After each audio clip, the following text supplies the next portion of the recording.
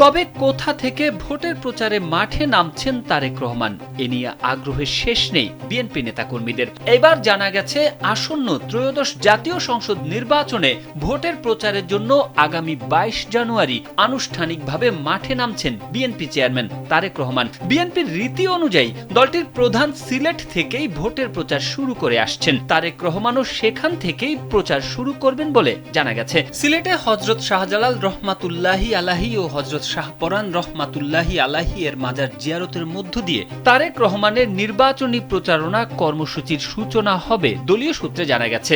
দীর্ঘ 17 বছর যুক্তরাজ্যে নির্বাসিত জীবন কাটিয়ে গেল 25 ডিসেম্বর সপরিবারে দেশে ফেরেন বিএনপির ভারপ্রাপ্ত চেয়ারম্যান তারেক রহমান। দেশে ফেরার কয়েকদিনের মধ্যেই গেল 30 ডিসেম্বর তার মা ও সাবেক প্রধানমন্ত্রী বেগম খালেদা জিয়ার মৃত্যু হয়।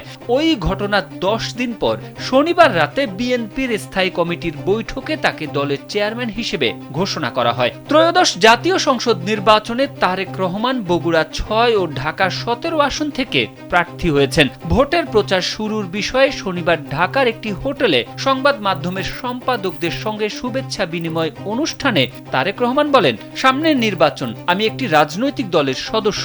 স্বাভাবিকভাবেই আমরা 22 তারিখ থেকে আমাদের সকল রকম পরিকল্পনা নিয়ে জনগণের সামনে যাব।